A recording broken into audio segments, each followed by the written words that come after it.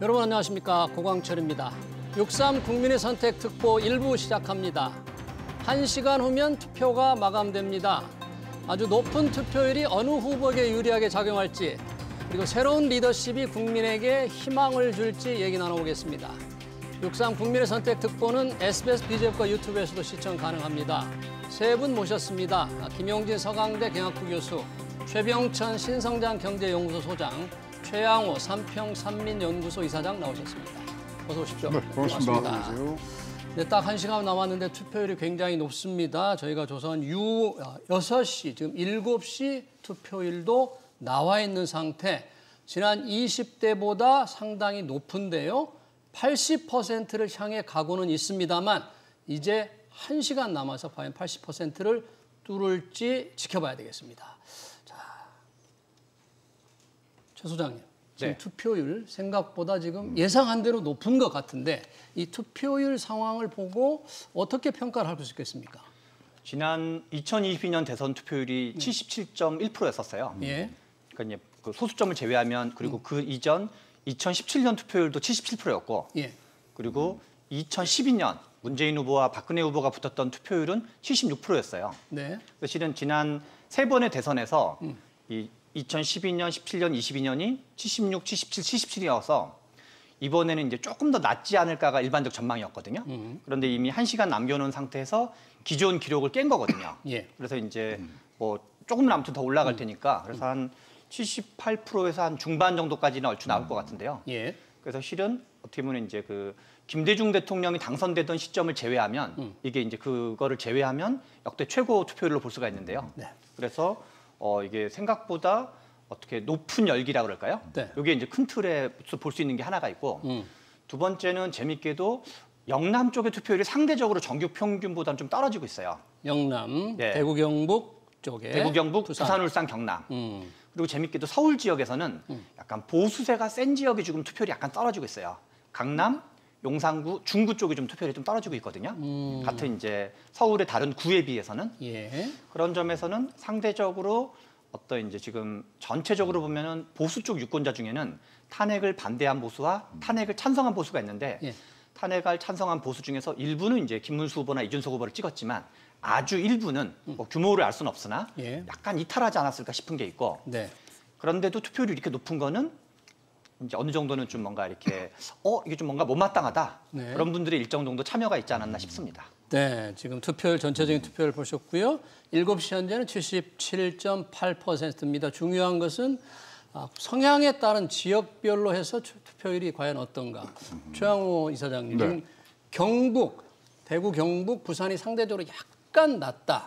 낮았죠. 네, 호남이 많이 올라갔고요. 예, 이 부분이 조금 국민의힘에는 조금 불리하게 아무래도 좀 해석을 해야 될까요? 과연 이 투표율이 높아야 이것이 되느냐, 네. 뭐 여러 가지 지금 설들이 있습니다만은 일단은 투표율이 높아야 득표율도 같이 높아지는데 하나 재미난 지금 뭐 숫자가 들어왔는데요. 네. 재외 선거율, 우리 재동포들 하시는 거 있잖아요. 한 20만 명 정도 되나요? 20만 명 되는데 네. 거기가 79.5% 최고치를 좀 역대 최고치를 찍었단 말이죠. 79.5%. 근데 네. 이게 20대는 71%였던 걸로 봐서는 예. 되게 이게 비슷하게 나왔단 말이죠. 그리고 뭐 지난번 선거에도 뭐 보시다시피 몇 표 차이 안 나게 하기 때문에 지금 뭐 25만 표 정도가 되는 숫자지만 굉장히 이것도 의미 있는 숫자이기 때문에 예. 다른 때보다 굉장히 지금 강한 그런 투표율을 우리가 예상해야 될 것 같습니다. 네, 김용진 교수님께서는 어떻게 보십니까? 투표율, 전체적인 투표율은 20대를 뛰어넘고 있는데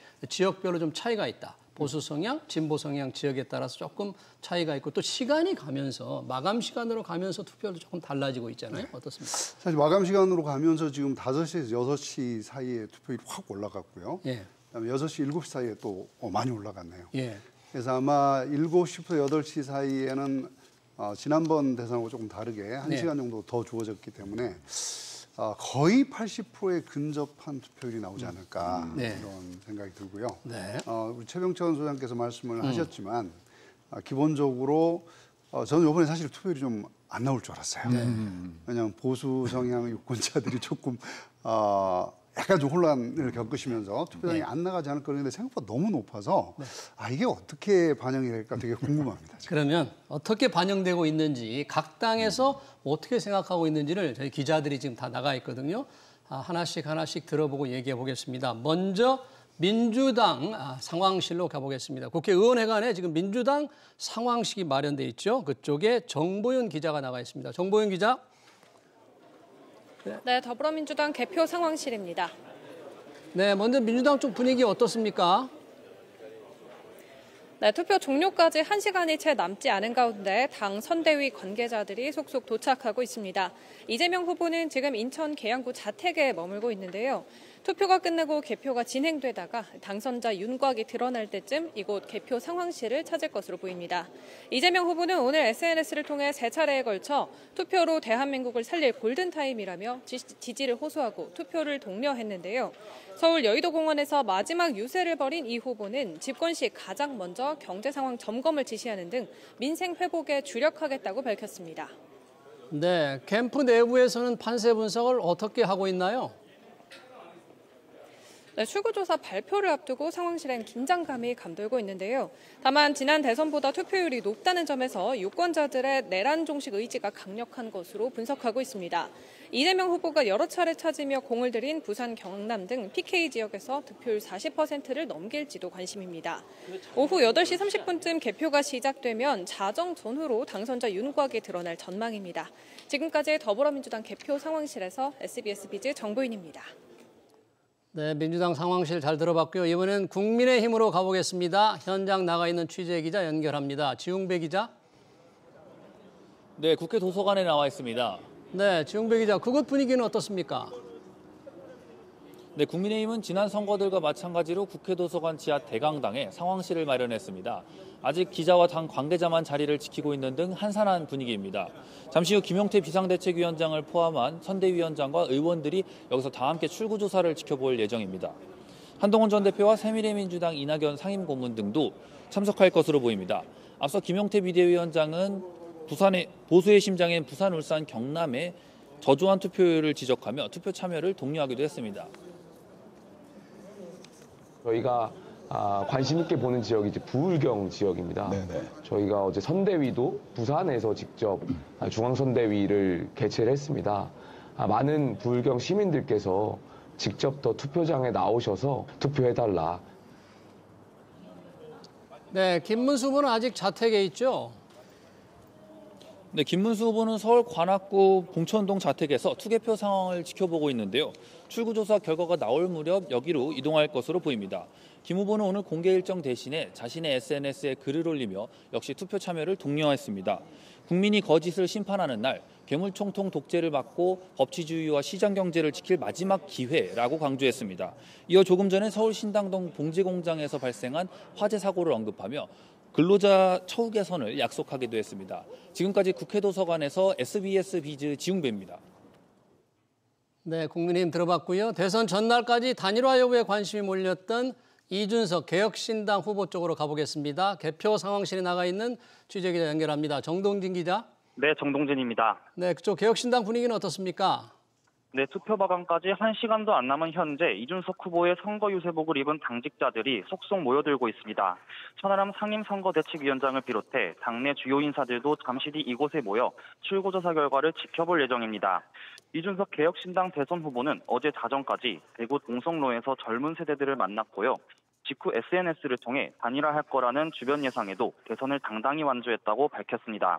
아울러 자신을 향한 표는 낡은 정치와 결별하는 선택이라며 지지를 호소하기도 했습니다. 오늘은 오전 6시부터 부산에서 투표를 독려한 뒤 본인의 지역구인 동탄으로 향했습니다. 현재 동탄 자택에서 대기 중인 이준석 대선 후보는 출구조사 발표 후 이곳 개표 상황실로 이동할 예정입니다. 권영국 민주노동당 대선 후보는 충남 태안화력발전소에서 작업 중 숨진 하청 근로자의 빈소를 찾아 조문했고요. 조금 전 당사 종합상황실에 도착해 개표 상황을 지켜볼 계획입니다. 네, 이준석 후보는 이번에 두 자릿수 득표율을 기록하느냐에 관심이 쏠려 있죠? 네, 그렇습니다. 이준석 후보가 선거 비용을 절반을 보전받기 위해서는 득표율을 10%는 넘겨야 하기 때문입니다. 이에 이 후보의 지역구인 화성시 의뢰 투표율에도 관심이 쏠리는데요. 오후 7시 기준 화성시 의뢰 투표율은 81.5%로 77.8%인 전국보다 높습니다. 평균 연령이 낮은 세종시와 경기도의 투표율도 관건인데요. 세종의 투표율은 81.3%로 다소 높게 나타났고 경기도는 77.8%로 전국과 같았습니다. SBS 비즈 정동진입니다. 저는 자유 헌정 질서를 지키기 위해 비상계엄을 선포합니다. 국민이 진정한 주인인 나라, 위대한 국민 여러분과 함께 반드시 만들어 나가겠습니다. 비상계엄 해제 요구 결의안은 가결되었음을 선포합니다.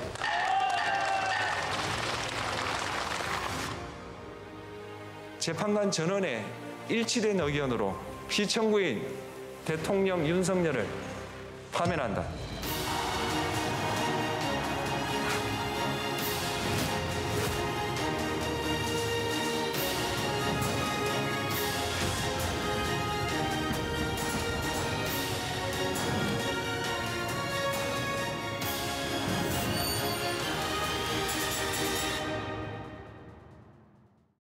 네, 헌재의 단핵 결정이 내려진 딱 60일 만입니다. 60일간의 대선 준비에서 이번 과연 승패 키워드 저희는 이렇게 정리를 해봤습니다. 진보의 분노냐 아니면 막판 보수의 결집이냐. 투표율이 높으면 민주당이 유리하다. 국민의힘은 대역전이 가능하다. 과연 누구의 말이 더 일리가 있을까요? 이제 시간이 얼마 남지 않았는데 우리 패널분들은 어떻게 생각하시는지 한번 물어보겠습니다. 최병천 소장님 어떻게 보십니까? 투표율 상승이 과연 어느 쪽에 유리할까? 실제로는 방금 말씀하신 대로 진보의 분노와 보수의 결집이 같이 일어나고 있는 것 같습니다. 같이. 예. 왜냐하면 이제 한쪽만 움직여가지고는 기존 기록을 깨기가 쉽지는 않거든요. 예. 앞에서 말씀드린 것처럼 2022년 대선과 2017년 대선 모두가 투표율이 77%였는데 이번에는 지금 현재 시간으로 이미 78% 가까이 됐다는 얘기는 앞으로도 한 이제 1 내지 1.5%포인트 정도 더 올라갈 것 같은데요. 예. 그런 거는 뭔가 이제 진보의 분노와 보수의 결집이 같이 나타나고 있는 양상이 아닌가 이런 게 좀 보여지고 예. 그래서 실제로 그동안 이제 여론조사에서 워낙 좀 이제 일방적으로 많이 나왔기 때문에 이게 판세가 뒤집어지기는 쉽지는 않겠지만 격차는 좀 어떨지는 좀 더 지켜봐야 될 것 같다 이런 생각이 좀 드는 것 같습니다. 판세가 뒤집어지기 쉽지 않다. 물론 이제 국민의힘에서는 과연 대역전 이미 골든 크로스가 발생했다고 생각하니까 최영호 고문이 보시기에는 어떻습니까? 네. 지금 계속들 분석들을 하고 계시지만 지금 마지막까지 이제 봐야 되는데 사실 이렇게 투표율이 올라가면요. 예. 양 후보 간의 차이가 굉장히 근접해요. 그래요? 우리 이명박 대통령하고 정동영 후보하고 싸웠을 때 보면은 투표율은 63%거든요. 63%. 예, 3%였는데 네. 표차는 500만 표가 났거든요. 예. 그래서 이거는 굉장히 오늘도 밤을 꼴딱 세워서 우리가 봐야 되지 않겠냐 이렇게 보시고요. 네. 이런 어떤 분노라든가 네. 보수의 결집보다 저는 앞으로 어떻게 우리가 살아가야 되는 거에 대한 그런 화두들을 우리 유권자들이 지금 던지지 않았냐 이렇게 생각하고요. 이번 대통령은 30년 앞에 미래를 좌표를 찍는 대통령이 되셔야 되거든요. 예. 그거에 대한 갈망이 이렇게 높은 투표율로 나타나는 거 아닌가 이렇게 보여집니다. 정말 미래를 보여줘야 되는데 선거전은 상호 비방전 일색이었습니다. 그래서 밝은 미래를 보여준 후보가 과연 있었느냐 국민들은 좀 의문을 제기하고 있는데 그러나 투표로 본인의 의사를 지금 거의 다 표현을 했는데요. 민주당은 이제 그동안의 여론조사 우세가 지속되고 있다. 오히려 더 벌어지고 있다. 이렇게 생각한다면서요?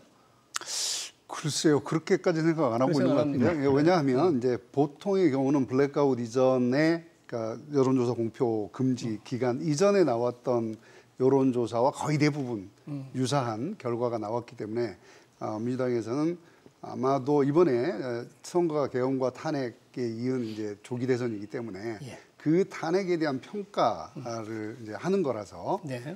기존 여론조사와 유사한 형태의 결론이 나오지 않겠느냐.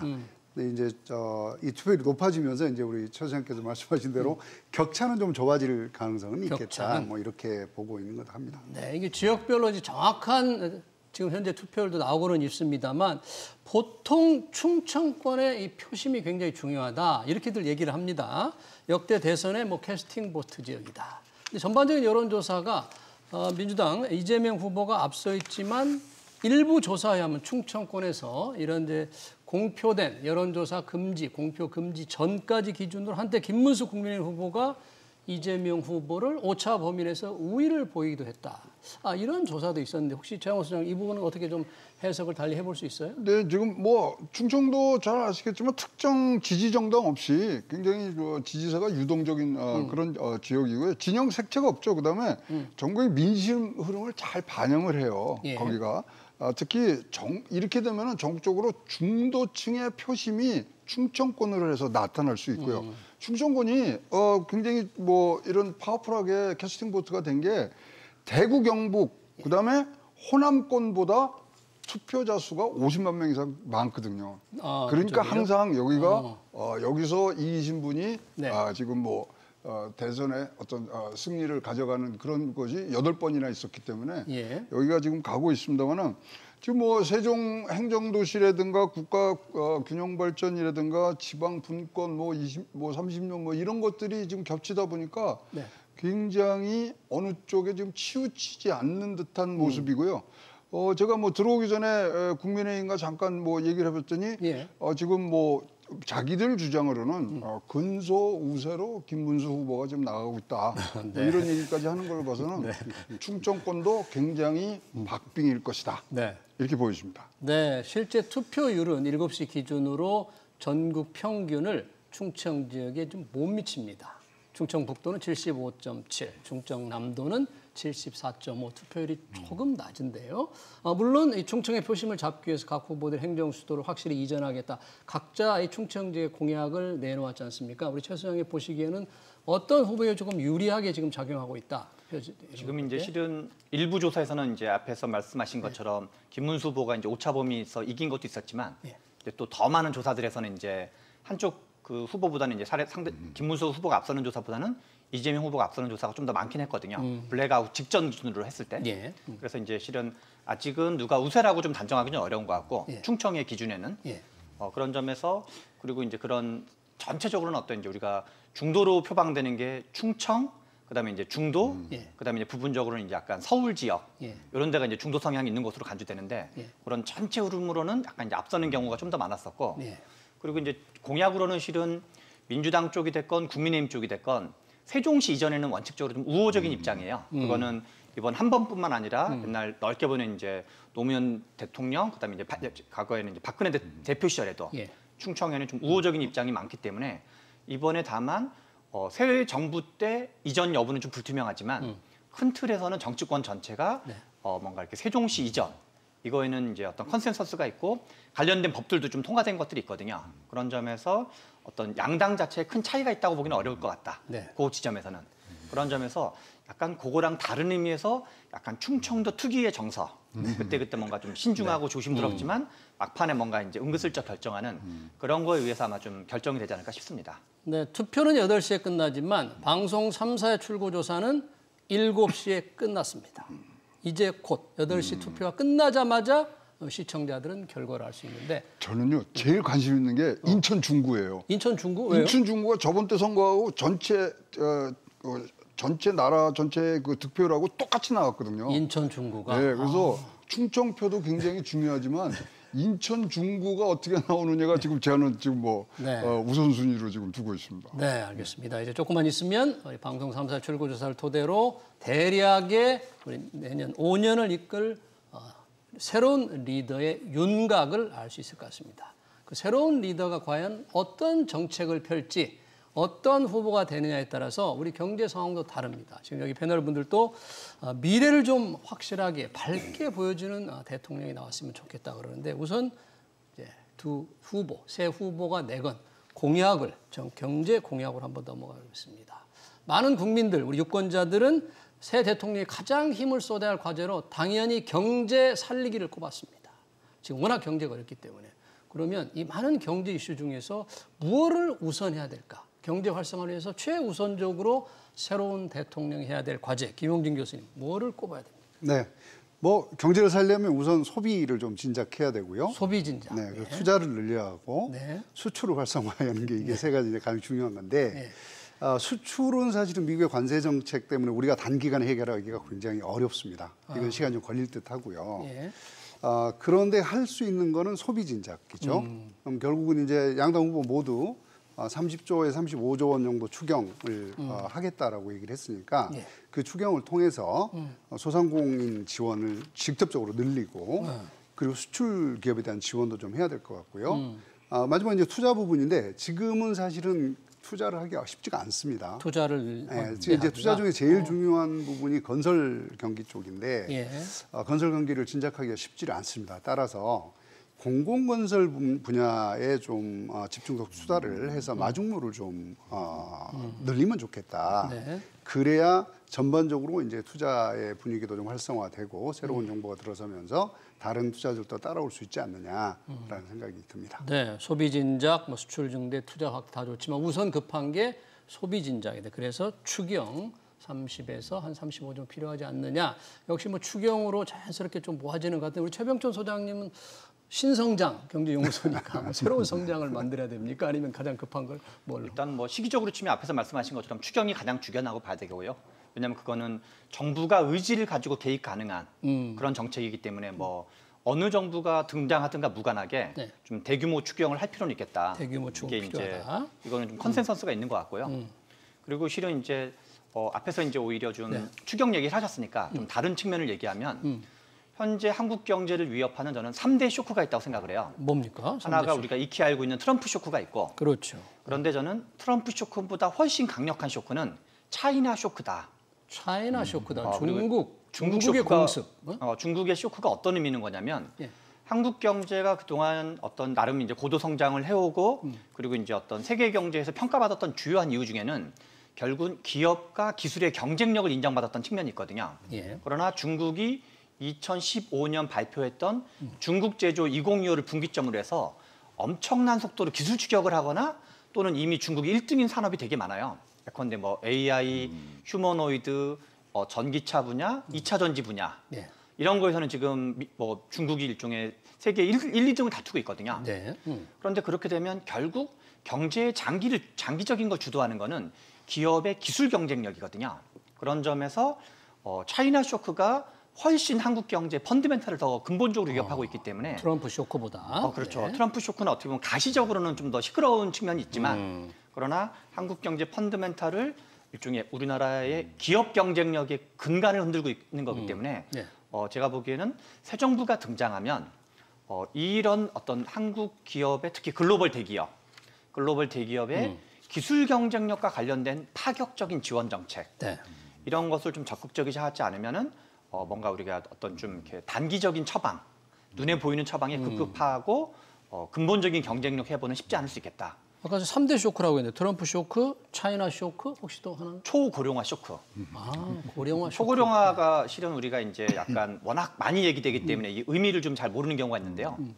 보통 우리가 이제 고령화 지표를 이야기하는 게 전체 인구에서 노인 65세 이상 노인 비중 7%를 고령화 사회라 그러고 14%를 고령 사회라 그러고 20%를 초고령 사회라 그래요. 7%, 14%, 20%인데 재밌게도 7%에서 20%로 진행되는 속도가 중요해요. 재밌게도 프랑스가 155년이 걸렸고 스웨덴이 124년이 걸렸고 영국, 독일, 미국이 80 내지 90년이 걸렸어요. 그런데 우리나라가 24년 만에 그걸 달성을 해요. 그러면 도대체 노인 비중이 7에서 20%가 된다는 게 뭘 의미하는 거냐? 실제로는 이게 증세 속도를 의미하게 돼요. 증세 속도, 세금을 더. 왜냐하면 전체 사회복지비 지출에서 약 3분의 2가 어르신 관련 예산이에요. 보통 이제 의료보험과 연금제도인데요. 그러면 이분들의 최소한의 어떤 그 최소한의 생존을 보장하려면 그러면 다르게 표현하면 프랑스는 155년 만에 이 증세를 했던 거를 한국은 24년 만에 하는 걸 의미하는 거거든요.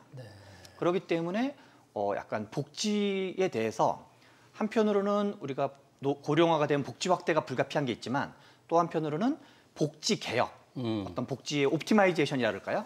복지를 좀 최적화 관점에서 한편으로는 복지 확대, 한편으로는 복지 개혁 혹시 너무 이제 과도하게 좀 이렇게 낭비적 요소는 없는지 알겠습니다. 이런 게 같이 진행되지 않으면 네.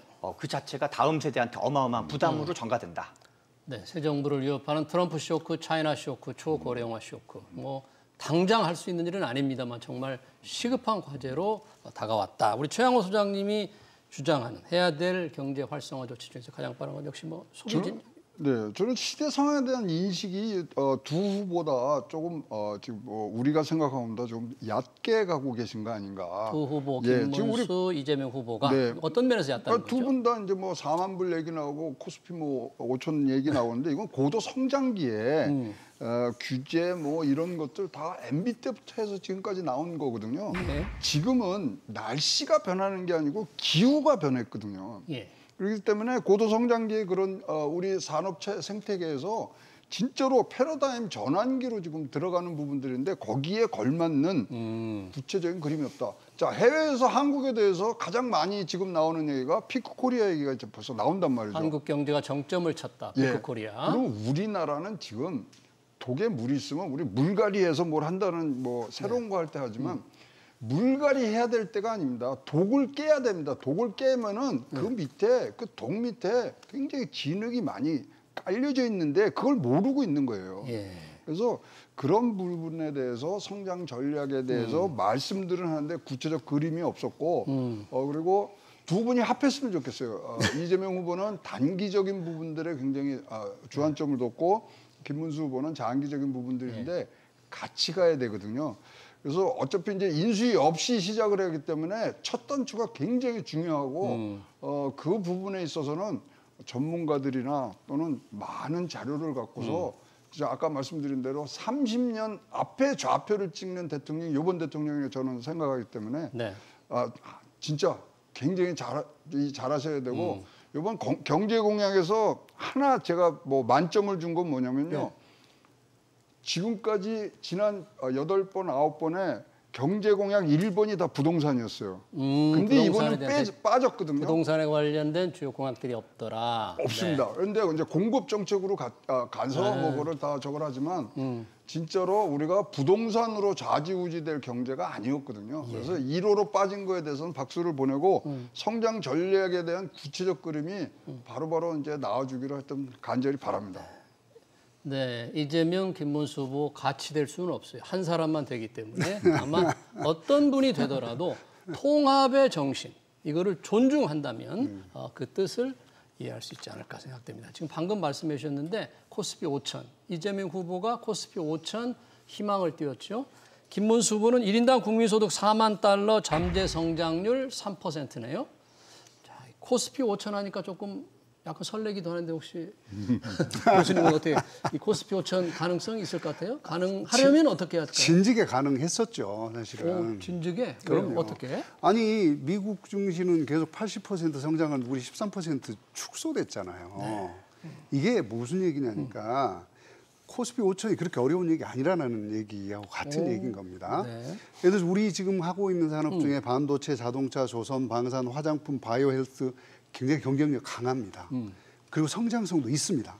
우리 주가는 굉장히 저평가돼 있죠. 예. 사실 이게 우리 지배구조 문제에 상당 부분 영향을 받고 있는 것이거든요. 지배구조? 예를 뭐, 쪼개기 상장을 한다든지 뭐 중복 상장을 한다든지 예를 들어 전환사채를 이상하게 쓴다든지 뭐 이런 그 다양한 사익 편취 행위들이 이제 많이 일어났는데 예. 기본적으로 지금 우리 기업들의 PBR, 주가 순자산 비율이라고 하는 게 0.8%예요.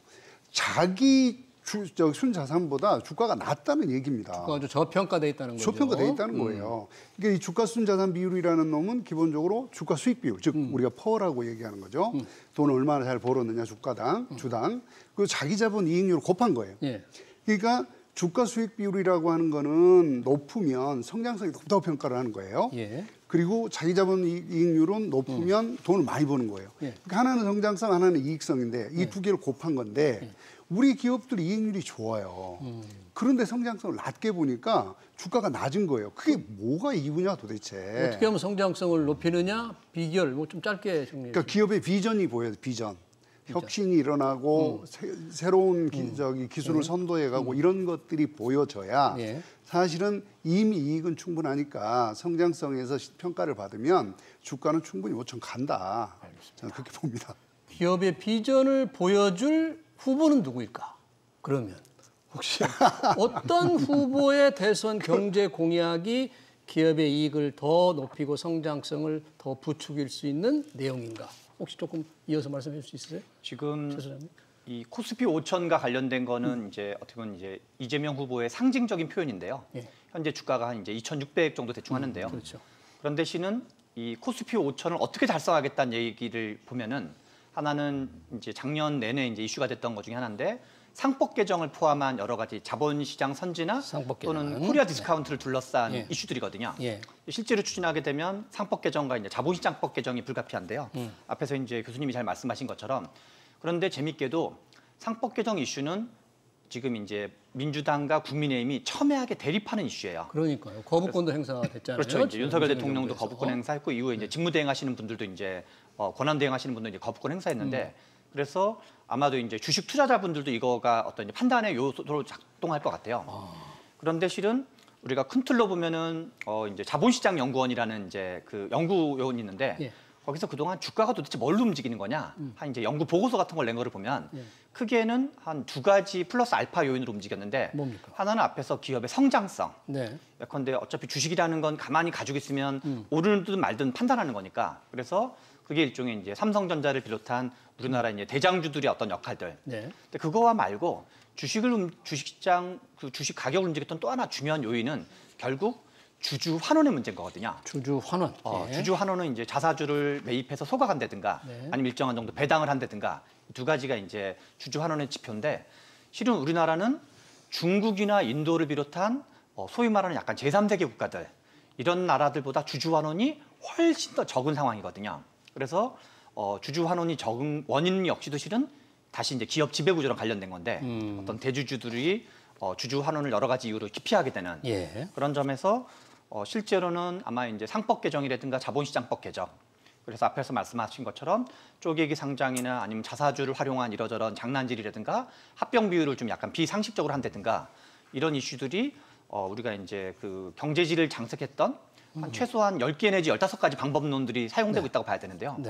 그런 것들이 좀 이렇게 자제되는 방식으로 가면 외국인 투자자들도 한국 경제가 좀 바뀌네, 한국 주식시장이 바뀌고 자본시장이 바뀌네 그런 시그널들도 되고 그런 좀 이제 좀 부당한 방식, 특히 이제 소수주주들한테 부당하게 뭔가 재산을 좀 이렇게 뭐랄까 이렇게 좀 부당한 방법으로 가져가는 그런 것들이 확 줄어들면 뭐 5천이라고 단정할 수는 없겠지만.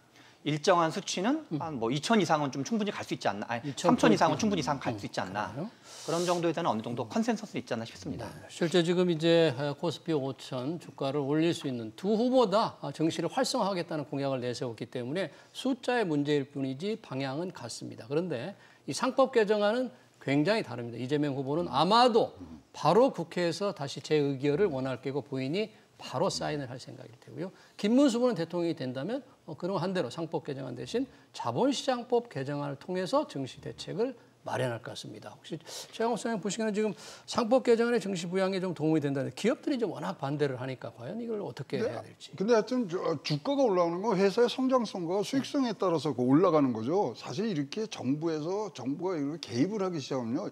이거야말로 버블 중에 버블이 생기는 거거든요. 굉장히 조심해야 될 부분들이고요.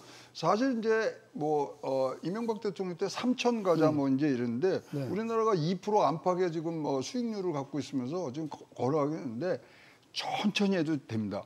기업이 잘 돼서 주식시장이 화랑되는 거하고 제도를 해서 화랑하는 거하고는 그 수명이 굉장히 다르거든요. 일본이 자기네 주식시장 안 되는 거 빌드업 10년 해갖고 인제서야 빛을 보기 시작했거든요. 그러한 천천히 가는 부분이 났고 주식시장은 결국은 기업이 잘 된 거에 대한 주주로서의 그거를 나눠 갖는 부분들이기 때문에 일단 너무 다들 지금 틀린 말씀을 하시는 것들은 아닌데 상법 개정도 해야 되고 하지만은 이 부분은 천천히 갈수록 우리가 더 단단하고 다른 외국인들에게 칭찬받는 그런 주식 자본시장으로 갈 수 있기 때문에 빨리 갈 필요는 절대 없고요. 네. 또 뭐 지금 뭐 5만 불, 4만 불 얘기도 나왔지만 네. 그것도 진짜 올드한 얘기거든요. 그리고 워낙 우리나라 목표가 2027년도에 4만 불 가는 게 돼 있는데 그게 지금 다른 이제 뭐 국제기관에서 그 2029년이나 할 거예요. 뭐 이래서 뒤로 밀린 거를 또 받으셔갖고 그걸 5년간 우리 국가가 처해 있는 위기에 대한 지금 판단과 위기의식이 이번 두 후보들께서는 굉장히 부족한 걸로 보이고요. 인수위가 없기 때문에 진짜로 전문가들 불러다가 좀 많은 얘기들을 들으셔야 진짜 30년 우리의 이제 토대를 만들 것 같습니다. 지금 곧바로 필요한 경제 활성화에서 김용진 교수께서 이제 그 소비 활성화 그러기 위해서 추가 경쟁에서 필요성을 얘기하셨잖아요. 우리 최병천 소장님도 그 부분은 필요할 거다 그랬는데 지금 뭐 이재명 후보나 김문수 후보 똑같이 지금 뭐 30조 이상을 얘기하거든요.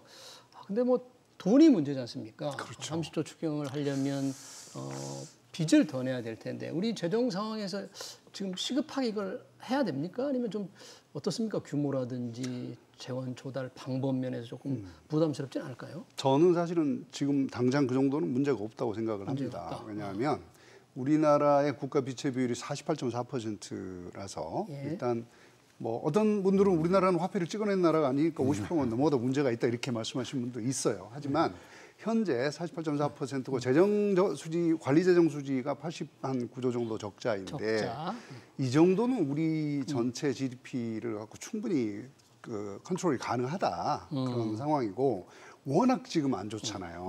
워낙 내수가 안 좋은 상태이기 때문에 빨리 이거 살려놓고 그리고 나서 돌아가는 게 중요하다라고 봐서 저는 뭐 이제 당연히 가야 된다고 보는데 문제는요. 이거 30조 추경하죠. 쓰기가 쉽지 않습니다. 쓰기가 쉽지 않다. 사용하기가 쉽지 않아요. 어디다 쓰느냐도 중요하다 그런 말씀이시죠? 그럼요. 어디다 쓰느냐가 중요하고 누구에게 쓰느냐가 중요하고 어떤 방식으로 쓰느냐가 굉장히 중요하거든요. 30조가 지금 뭐 누구 이름도 아니고 그럼요. 이거 과연 어떻게 쓸지 규모도 중요하지만 어떻게 쓰느냐가 굉장히 중요할 것 같아요. 맞습니다. 자, 그런 문제가 있고요. 지금 두 후보의 성장 방향, 정책 방향을 보면 이재명 후보는 아무래도 정부 주도의 성장을 내걸었고요. 김문수 후보는 규제 완화, 그리고 세금 감면, 좀 방향이 다릅니다. 최병천 소장님, 두 후보를 합칠 수는 없으니까 어느 한쪽을 든다면 어떤 게 우리 경제 활력을 높이는 더 시급하게 필요할까요? 두 후보를 합칠 수 있다가 제 생각인데요. 합칠 수 있다? 지금 세계 경제가 앞에서 말씀하신 것처럼 이제 기후가 바뀐 거거든요. 날씨가 바뀐 정도가 아니라 기후가 바뀐 걸로 봐야 되는데요. 그래서 우리가 봄, 여름, 가을로 표현하면 과거가 좀 더 봄이었다라 그러면 지금 이제 가을 또는 겨울 근처로 가고 있는 걸로 봐야 돼요. 그래서 계절이 완전히 바뀌고 있다. 이게 어떤 계절이 바뀌고 있는 거냐? 2차 세계대전 이후로 미국이 주도했던 자유무역 중심의 세계 질서. 그래서 이제 그거를 떠받치는 게 뭐 IMF, 가트 이런 것들이었는데 그리고 그 일환으로 나왔던 게 1995년도에 WTO였거든요. 세계무역기구. 그런데 아예 미국은 지금 세계무역기구는 아예 보이콧하고 있는 상태고 그리고 이제 트럼프 대통령이 이러저러한 이유로 당선이 된 다음에 어떤 이제 관세 폭탄 같은 걸 한다든가 한국만 해도 노무현 정부 시절에 한미 FTA 하느니 마느니 가지고 막 국가적으로 막 논란했는데 그런데 하루아침에 지금 그 지난 4월 초에 트럼프 대통령이 완전히 휴지 쪼가리를 만들어 버렸거든요. 그래서 큰 트렌드로 보면 보호무역주의가 강화되고 있다. 그리고 자유무역을 주도했던 미국 자체가 자유무역에서 벗어나려고 애쓰고 있다. 그리고 넓게 보면 유럽연합을 비롯한 것도 야 이거 자유무역 해가지고 중국이나 이런 나라만 좋아지고 우리가 손해본 거 아니야라는 어떤 컨센서스를 가지고 있거든요. 그래서 과거처럼 2차 세계대전 이전의 보호무역까지는 아니지만 그 정도로 가격하진 않지만 상대적으로는 자유무역이 후퇴하고 있는 거거든요. 그러면 자유무역이 후퇴하고 있을 때 우리의 대안은 뭐냐? 그런데 한국 경제의 중요한 특징은 세계 경제를 통틀어서 GDP 대비 수출 비중이 가장 높은 나라고 그렇죠. 세계 경제를 통틀어서 GDP 대비 제조업 비중이 가장 높은 나라예요. 예컨대 우리나라가 GDP 대비 수출 비중이 40 내지 42%인데 일본만 해도 15% 정도밖에 안 돼요. 그래서 우리나라와 비슷한 거의 유일한 나라가 독일 정도거든요. 두 가지 모두에서. 한국 경제 특징은 자유무역에 특화된 경제 구조를 갖고 있다고 봐야 되는데 이거는 좋다 나쁘다와 무관하게 한국의 어떤 특징으로 봐야 돼요. 그러면 이 시기에 일종의 보호무역주의가 일정 정도 기승을 부리는 시대에 한국 정부는 뭘 해야 되냐? 거기에 핵심은 우리가 전통적인 정책은 통화정책과 재정정책이지만 산업 정책을 복구하는 게 중요하다는 거예요. 산업 정책을 복구하라는 앞에서 제가 말씀이시군요. 네. 중국은 왜 이렇게 기술을 추격했나? 그럼 그게 중국 제조 2025라는 예. 2015년도에 발표했던 30년 플랜이거든요. 25년까지는 뭐라고, 35년에 뭐라고, 45년까지 뭐란다. 그래서 실은 정부 주도 성장이라는 게 예. 과거처럼 관치 경제로 볼 게 아니라 정부가 주도했을 때 약간 비효율적인 거에 개입할 수도 있고 효율적인 거에 개입할 수 있는데 네. 제가 보기에 지금은 한국이 가지고 있는 최대 장점이 제가 보기엔 글로벌 대기업이거든요. 알겠습니다. 그래서 그런 거기랑 좀 뭔가 연계해서 네. 한축으로는 정부 주도, 네. 한축으로는 규제 완화가 결합될 필요가 있다. 네, 그렇게 그게 생각합니다. 당연히 이제 결합해서 해야 되겠지만 이 지금 자유무역 질서가 무너지는 상황에서 산업 정책이 필요한 측면은 아마도 공감을 하실 텐데 그럼에도 불구하고 정부의 역할을 더 강조해야 되느냐 아니면 기업이 좀 활동 공간을 훨씬 넓혀주는 정책이 필요하느냐 철학은 좀 달라 보입니다. 두 분 달라 확실히. 보이는데요. 저는 이 부분에 대해서는 좀 제 목소리를 좀 내고 싶은 게 뭐냐면 이게요 두 분 다 다른 얘기를 하는 것 같지만 같은 얘기를 하고 있는 거예요. 또 근데 그런 겁니까? 이게 뭐냐면 아베노믹스 그대로 지금 베껴 오시는 거거든요. 일본의 아베 전 총리. 그래서 엔화하고 그랬고 재경 확대해갖고 그걸로 이제 엔화 약세 만들어서 수출 확대하는데 이것이야말로 우리 고도 성장기에 필요한 전략이지 지금은 완전히 지금 생태가 바뀐 거예요. 예. 이거에 대해서 지금 우리가 절실히 알아야 됩니다. 자 이렇게 하다 보니까 일본의 공장이 존재하느냐 안 하잖아요. 우리는 제조업이 강점이 있다면 다른 어프로치를 가야 되는데 세팅이 지금 아베노믹스 그대로 따라가는 것 같아서 굉장히 지금 불안하고 지금 진짜로 전환기에 앞을 내다볼 수 있는 부분들로 가야 되는데 야, 이 부분들은 지금 뭐 우리 앞에서도 경험했을 때 박근혜 대통령 탄핵되고 이제 문재인 대통령이 오실 때도 부동산이 첫 번째 정책을 굉장히 잘못 셋업을 해놓으니까 그다음 5년 동안 계속 힘들었잖아요. 지금 그 시기거든요. 이 전체 이 전환기에 어떤 식으로 가야 되는데 두 분 다 뭐 바른 얘기하시고 뭐 다 좋습니다만 우리나라의 위기에 대해서 철저한 고찰과 이것을 분석을 해서 다시 한번 생각하셔도 되니까 그 좀 부분 제가 해주셨으면 좋겠습니다. 한마디만 첨언하겠습니다. 네, 교훈진 교수님. 네, 사실은 이제 그 계속 두 분 다 없다고 말씀을 하셔서 사실은 정책 공약을 낸 거는요, 뭐 국민은 별로 없어요. 민주당은 굉장히 많습니다. 그래서 잘 보시면 지금 말씀하신 내용 중에 자 그러면 우리가 정부 주도 우리 최 소장 말씀하신 대로 지금은 작은 정부 감세 완전히 시대착오적인 정책이고요. 모든 국가가 중국 제조 2025 때문에 산업 정책으로 돌아갔어요. 근데 산업 정책을 가장 효율적으로 하는 방법이 뭐냐? 국가가 전략을 만들고 펀드, 자본을 만들고 실행은 민간이 하는 거예요. 이 구조를 지금 설계를 하겠다는 것이고 그 방향에서 예컨대 뭐 반도체, 로봇 이런 것들의 강력한 생산 기지화를 하고 그것의 상태가를 만들겠다는 얘기거든요. 그 투자를 통해서.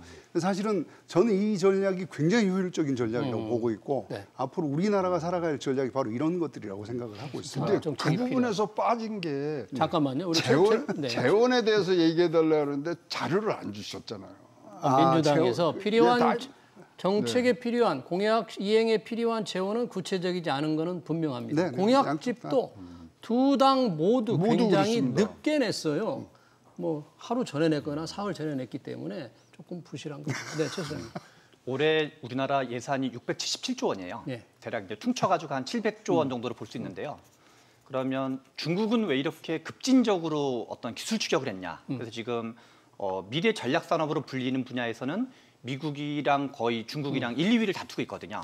그리고 뭐 2차 전지라든가 전기차라든가 태양광, 뭐 풍력 발전 이런 거에서는 압도적으로 하고 있고 특히 이제 휴머노이드라든가 이런 쪽에서는 이제 중국이 압도적으로 하고 있는데 우리가 단순하게 생각하면 앞에서 제가 말씀드렸던 것처럼 보호무역주의 상태에서는 도대체 우리가 기업의 기술 경쟁력 어떻게 확보할 거냐 문제인데 단순한 건데요. 우리나라 총 GDP가 한 2,500조 원 가까이 약간 안 되거든요. 우리나라 전체 GDP가. 그러면 대기업 혼자 이 힘겨운 미국과 중국이랑 경쟁을 하는 거랑 대기업 혼자 하는 거랑 국가가 대기업을 도와주면서 야 너네 힘드냐 그럼 우리가 도와줄게 하면서 한 700조 예산 중에 일정 비율을 대기업 또는 혁신형 기술 중소기업까지 결합을 해가지고 대기업 혼자 싸움을 하는 거랑 정부 및 혁신형 중소기업과 셋이 편먹고 싸우는 거라. 알겠습니다. 당연한데 이게 훨씬 더 효율적일 수밖에 없거든요. 네. 그래서 저는 과거에 우리가 소위 말하는 신자유주의 시대 또는 자유무역 시대에는 민간의 창의성을 좀 더 강조하는 경제학적 견해가 좀 더 많았던 게 사실이에요. 그런데 바이든 정부가 IRA, 인플레이션 감축법 자체가 산업 정책의 특성이 있던 거거든요. 그래서 실은 미국과 중국 모두가 산업 정책을 주도하는 걸로 완전히 바뀌었다. 알겠습니다. 그래서 우리가 정부가 개입한다 그러면 화들짝 놀라는 것보다는 어떻게 더 효과적으로 개입할 건지 강조점을 둘 필요가 있다. 네, 시대의 흐름이 산업 정책을 이제 강조하는 분위기로 가고 있다는 말씀이고요. 저희가 이제 투표가 곧 끝나기 때문에 저희도 시간이 얼마 남지 않았습니다. 마지막 질문으로 가보겠습니다. 이재명 민주당 후보가 추경을 얘기하면서 지역사랑 상품권 예산을 좀 늘리겠다 주장을 하고 있습니다. 반면 김문수 국민의힘 후보는 그거는 뭐 4차원적인 경제 실험이다, 엉뚱하다 하면 안 된다 강하게 반발했는데요. 짧게 좀 답변을 듣고 싶습니다. 최양호 소장님, 이 지역사랑 상품권 발행 확대, 정부 지원 확대에서 어떻게 보세요? 네, 좀 뭐 그거는 이제 내수가 이제 진작되고 하는 부분들인데 내수 진작되는 것들은 내수가 진작되는 거지만 거기에 한 축이 빠졌거든요. 경제는 생산과 소비가 같이 움직여져야 되는데 생산 부분이 빠진 상태에서 이것만 돌린다 그러면 결국은 우리한테 돌아온 건 인플레이션이다. 좋은 방법이나 같이 해야 될 그런 방안들이 분명히 있다는 거를 생각하시고 추경은 진행을 해주셨으면 좋겠습니다. 돈만 돌린다고 되는 게 아니다. 생산이 반드시 있어야 된다. 그런 얘기로 반응하시고 김영진 교수님, 지역사랑 상품권에 대해서 혹시 말씀해 주세요. 네, 저는 뭐 적극적으로 찬성하는 편이고요. 왜냐하면 지역 경제라고 하는 건 지역 소상공인들이 중심이고 지역 소상공인은 곧 지역 경제다 이렇게 보면 지역 소상공인들을 위한 지역사랑 상품권을 발행하는 건 매우 지역 경제를 활성화하는 데 도움이 된다. 단지 이제 인플레만 있다라고 얘기를 하는 건 예컨대 뭐 깡을 한다든지 뭐 이상하게 잘못 쓴다든지 이런 거, 즉 통제 가능성이 매우 떨어진다. 지금 현재 지역사랑 상품권이라고 하는 것은. 그래서 그거를 저는 사실은 이재명 후보가 얘기한 대로 원화 스테이블 코인 빨리 만들어서 원화 스테이블 코인 빨리 만들어 이 통제 가능한 프로그래머블 머니거든요. 프로그램이 가능한 거기 때문에 발행 방법, 사용 방법, 사용처 모든 걸 다 컨트롤할 수 있습니다. 그렇게 하면 지역사랑 상품권이 훨씬 더 강한 지역 화폐와 동일한 효과를 다 가져올 수 있다. 이렇게 보고 있습니다. 우리나라는 그동안 이제 가상 자산에 대해서 특별히 부흥을 한다거나 부양을 한다는 정책이 상대적으로 적었기 때문에 원화 스테이블 코인 관련해서는 두 후보들이 좀 얘기를 했습니다만 이 부분을 만약에 발행하려면 많은 좀 논의가 있어야 될 것 같습니다. 최병철 소장님, 지역사랑 상품권 민주당 이재명 후보가 얘기하는 이 부분의 좀 발행 확대, 정부 지원 확대에 대해서 어떻게 보세요? 지금 시점에 확장적 재정 정책이 필요하냐라는 건 대체로 합의가 있는 것 같아요. 그리고 규모는 어떻게 하냐, 좀 많을 필요가 있다. 이 두 가지는 이제 그동안 필요했는데 윤석열 정부 좀 소극적이었던 측면이 있고요. 그리고 어떤 방법이 가장 효과적인 거냐, 그런 거는 원칙적으로 보면 가장 바람직한 거는 미래 산업, SOC, 어떤 약간 약자층 이런 거에 하는 게 가장 효과적이지만 지금 자영업자가 너무 어렵기 때문에 한시적으로 어떤 뭐랄까 이렇게 금방 좀 가시성이 있다 그럴까요? 이런 지역사람 상품권 같은 화폐 같은 거를 도입하는 것도 괜찮다. 그러나 이런 정책은 약간 비상약 성격이 있는 거지 이걸 영양제로 생각하는 거는 좀 신중할 필요가 있다. 이런 생각이 듭니다. 알겠습니다. 세 분과 지금 6.3 대선 토론, 특별 토론 여기서 마쳐야 될 것 같습니다.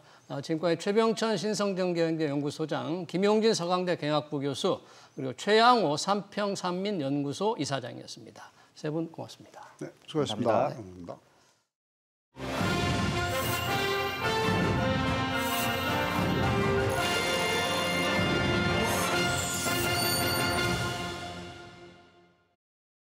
네, 이제 투표가 사실상 모두 끝났습니다. 여러분의 소중한 선택이 더 나은 세상으로 이어지길 기대해 봅니다. 그 선택의 결과는 이어지는 뉴스 특보 2부에서 확인하시기 바랍니다. 고맙습니다.